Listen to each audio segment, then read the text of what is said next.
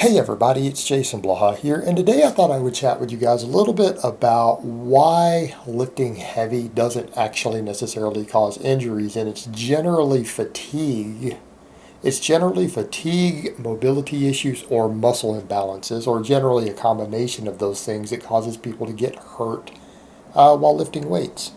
And what I mean by that is that when you really look at it, unless people's form is really disastrous or there's something going on to where something like cross bridges have been damaged due to anabolic abuse, or people who have mobility issues and they've used large amounts of illicit substances to build their strength, and then maybe they hit a range of motion that they're not used to due to mobility problems, you really don't see people getting hurt that often doing heavy singles, even all the way up to a training max. It's actually very, very rare.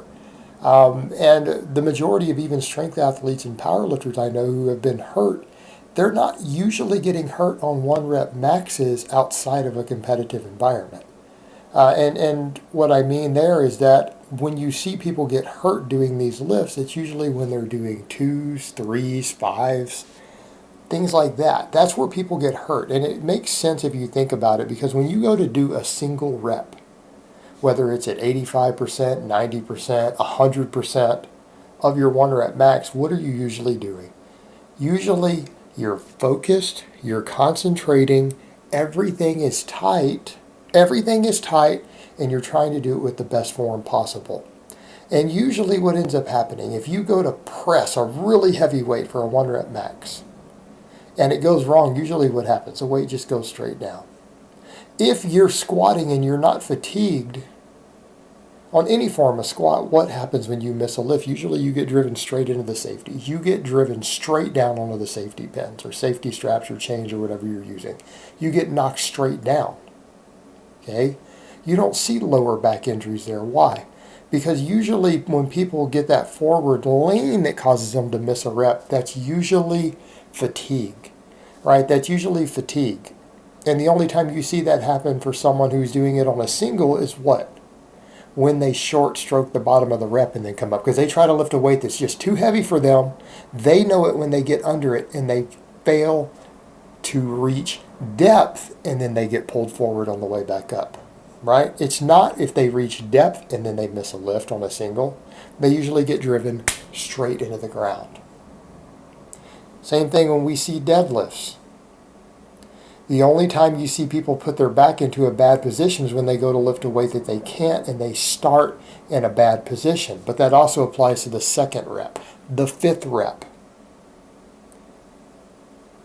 How often do we see bicep tears on a second rep or a fifth rep instead of a first? Because even people who tear biceps, usually the only time you see bicep tears, even with the mixed grip, most of the time is people who don't train their lats enough, or when they have intentional arm bar, like arm bending, right? That's when you see the bicep tear happen. But where does that most likely to occur? It's usually going to happen on later reps, because usually people who, when they come to do a really heavy deadlift, what happens? They know to lock their arms and pull the slack out of the bar on the first rep, right? They do that. When they hit that touch and go rep, where it bounces and it bends the arm and they jerk it back up. Okay, that third rep. Or they're doing a lot of doubles. For me, my previous bicep tear, which happened many years ago, was on my 10th heavy rep of the day, and it wasn't a single. I was doing doubles, and on my 5th heavy double on the second rep, I tore a bicep. Why? Because I was fatigued, I was tired. I already had warning signs. And people say, well, Jason, if you've had that type of injury, why are you giving advice on this? Because I was young and stupid. I'm talking, when I say this happened, this was 15 years ago. I have learned a few things in 15 years. I have learned in the last 15 years. And part of it is doing heavy lifts under fatigue, right? Heavy lifts under fatigue. This is what gets you hurt. Even when I had that other issue myself, to where I had an infection in my foot and I was side loading my squats, I didn't get hurt squatting heavy. I pulled my lower back doing fives on pause squats. Right? It's fatiguing exercises. This is how people get hurt. And what I'm suggesting here is that maybe on your big exercises, the best thing you can possibly do for a lot of people is to get to a point to where you can just do singles on them and then build all your hypertrophy off of smaller exercises. It's the reason I train with the system I use today. And that's not to say I don't have novice lifters do 4s and 5s and things like that. Of course I do. I don't use those things. My clients, once they built an appropriate strength base, they don't use those things. Like ideally, I would love to get my clients over to conjugate as quickly as I possibly can. Why? Because as soon as they have the mobility and the technique to do singles, I would rather them do singles for heavy work. And I would rather them do 10s for all their volume. Because it's very hard to get hurt on 10s. Unless you're taking them all the way to failure. When you're doing even 5x10, leaving 1 rep in the tank, or trying to use good form and then doing rest pause to get the last couple reps on the last set, when you go back over to rest pause, what happens? Your chance of form breakdown disappears. People don't get hurt. It's usually form breakdown from fatigue that hurts you, not hitting heavy singles. Because people who know how to train and they have mobility, and they don't put themselves into disadvantaged, bad starting positions, they don't get hurt from maxes. It's rare. It's relatively rare. When you see people get hurt from doing the maxes outside of that, it's usually when something really, really bad has happened, or the case of someone like Jerry Ward. That's a perfect example. He's done nothing but partial exercises while abusing very copious amounts of anabolics. Right? He's created a strength versus connective tissue imbalance in his body. He's created poor mobility, and then the first time he tried to bench press heavy, he got hurt. But he still didn't even correctly perform a bench press. Okay, he didn't even go all the way down. He had created such a bad mobility situation that when he tried to lift a heavy weight, he ripped both of his pecs without even getting to the bottom. Like we would think of the pec tear happening at the bottom, he didn't even get there. These are unusual situations. These are not normal training situations for most people. And what I would say is that usually we don't need to be scared of lifting heavy.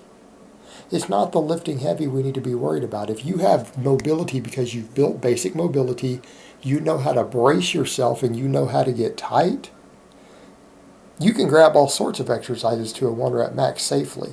It's that fatigue that accumulates that gets you hurt. And when we talk about overuse injuries, that's exactly oftentimes what we're dealing with. Cumulative fatigue that accumulates. Sorry about that. One of my clients shooting me one of their videos. So it's the accumulation of fatigue, and then we start to get overuse and inflammation in certain tendons, right? We get overuse injuries that occur because we get inflammation from hitting the same movement over and over and over without any variation. And then we reach a really fatiguing limit set of some type. And then something snaps, right? So overuse injuries happen in the environment of a repetitive movement pattern without any variation, and then form breaks down due to fatigue. We're still dealing with a fatigue issue 99% of the time. Okay, it's a fatigue issue. And so I would say to people, how do we avoid that? We avoid that by getting out of doing things that create that sort of fatigue. We get out of that by using exercise variation to avoid inflammation through repetitive movement. And as soon as anything starts to get any sort of inflammation in the tendons, you rotate exercises. Okay, we do it by doing it that way. Doing all of our heavy work with singles, not doubles, because you are far more likely to get hurt on a heavy double than you are a heavy single, even with a slightly lighter weight.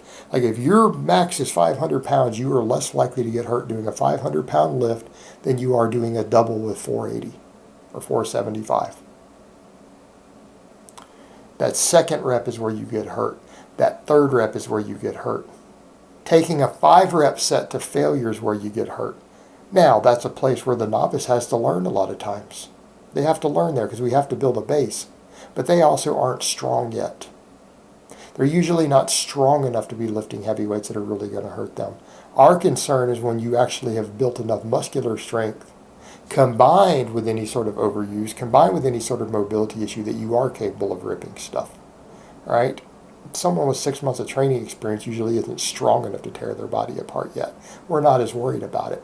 Someone with a year and a half, 2 years of serious experience, that person's strong enough to hurt themselves. And they get hurt when they dig in deep, when stuff starts to get hard. So if we're going to take stuff close to failure, we're going to do fatiguing sets, that really should be done with weights you can usually do at least 10 reps with. And we can pick smaller exercises to do that with that have a lower chance of injury risk. And the same thing applies there. Instead of just taking them all the way to failure with a bunch of touch and go reps and stuff like that, I would say as you start approaching failure, you start approaching fatigue, start pausing, start rest pausing. Why? Because you don't get hurt. Let's say you're doing an overhead press 4 sets of 10 and you get to your last set and rep 7 starts to feel heavy. You don't keep going till form breaks down. You stop and take a couple seconds between reps. Dig in deep, refocus, concentrate on the form so that when you do reach failure, what happens? The weight just goes straight down. It doesn't get pulled into a bad bar path. Okay? That's how you push through fatigue on things like that. That's how you can hit failure or get close to limit sets without risk of form breakdown that pulls you into bad positions that hurts you. It's a lot of times when we try to push it all the way just using anything to get through the rep, that's when we get hurt. That's when we get hurt. That's when we get injured. And that can happen with a 10 rep set to failure if you don't rest pause it, but that's also where we see the doubles, the triples, the fives. It's that bad form breakdown where we start bending the arm on the deadlift, hitting that touch and go where we knock the bend out of the elbow at the bottom and then jerk it back up. We start to get that forward lean and start not hitting depth on the bottom of a squat, and we get pulled into a good morning out of the hole. Right? This is where this stuff happens. That's how people get hurt. All right, guys, but that's really all I have to say on that today. I hope it's been informative, and I will talk to you guys next time.